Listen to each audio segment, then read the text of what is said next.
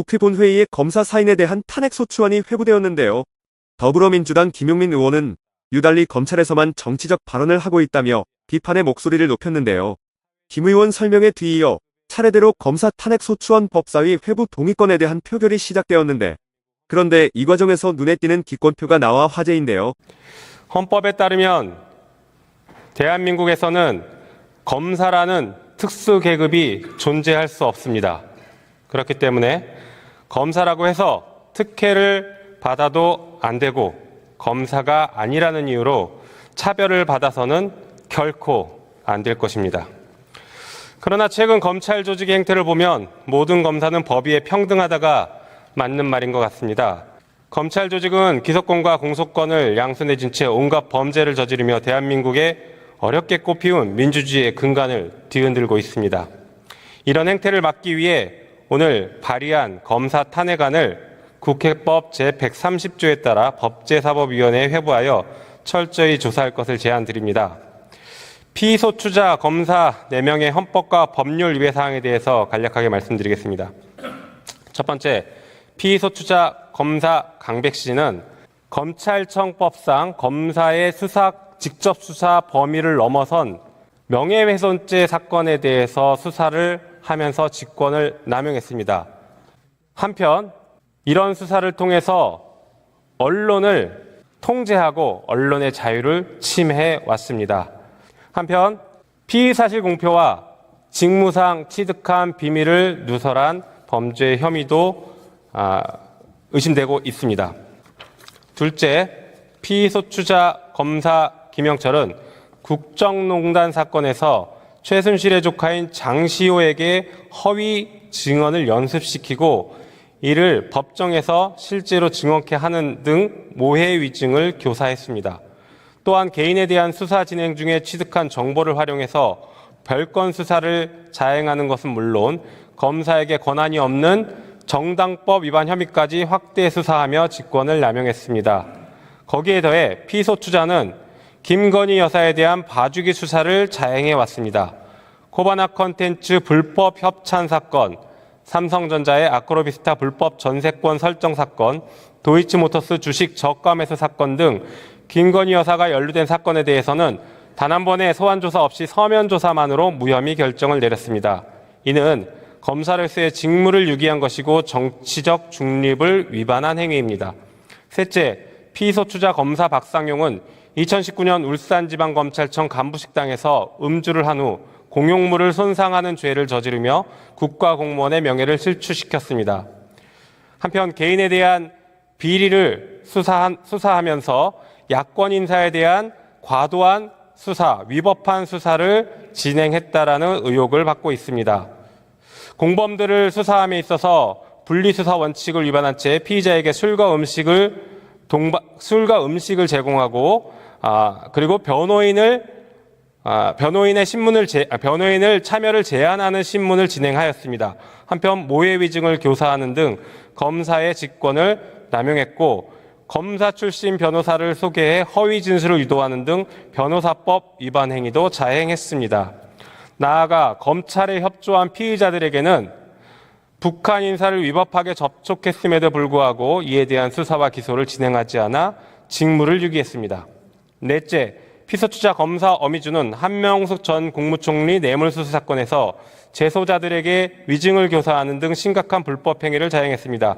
당시 재소자였던 한모 씨를 21차례 그리고 재소자 최모 씨를 18차례 출소한 수감자 김모 씨를 10차례 이상 검사실로 불러 위증을 연습시켰고 법정에서 허위 증언을 하도록 했습니다. 검사 어미주는 모해 위증 교사죄를 범한 것입니다. 이상 4명의 비검사들에 대한 탄핵을 결정하기 위해 국회법에 따라 법사위에서 조사를 할 수 있도록 회부를 제안하오니 찬성해 주시기 바랍니다. 끝으로 헌정 질서를 흔들고 있는 정치검사, 부패검사에게 경고합니다. 검사는 대한민국 일반 행정 공무원일 뿐입니다. 오늘 탄핵에 대해서도 검찰총장이 입장을 제시한 것으로 알고 있는데 어느 행정공무원이 이런 정치적 발언을 하는지 한번 돌아보기 바랍니다. 검사 강백신 탄핵소추안의 법제사법위원회로 회부 동의의 건을 의결하도록 하겠습니다. 투표해 주시기 바랍니다.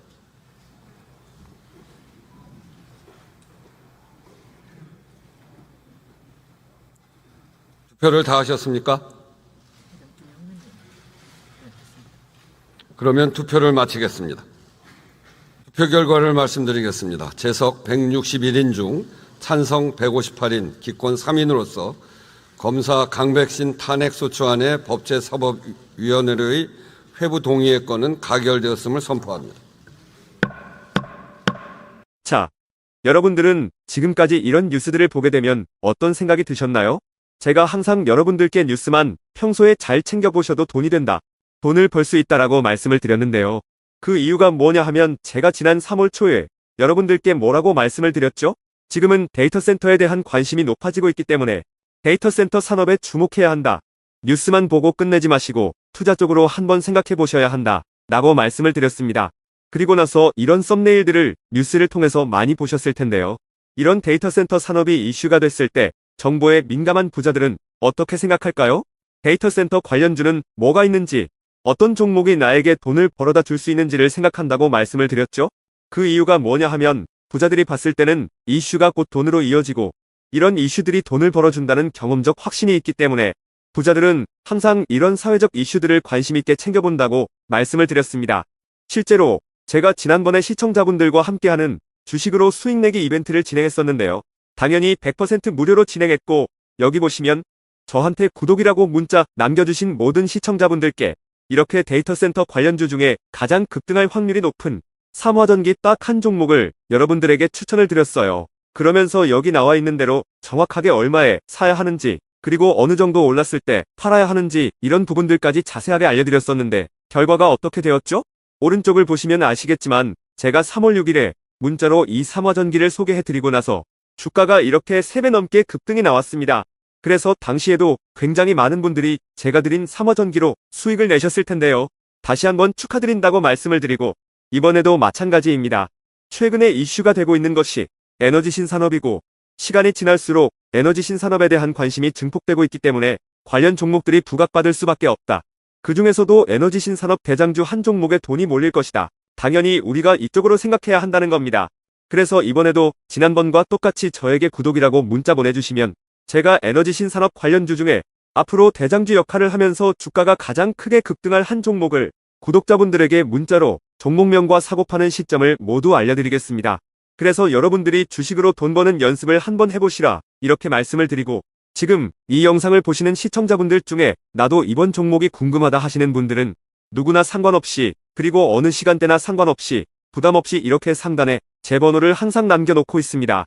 제 번호 010-4812-4974번으로 저에게 지난번처럼 구독이라고 문자 보내주시면 제가 이번에도 똑같이 무료 추천 급등주 문자를 보내드리겠습니다.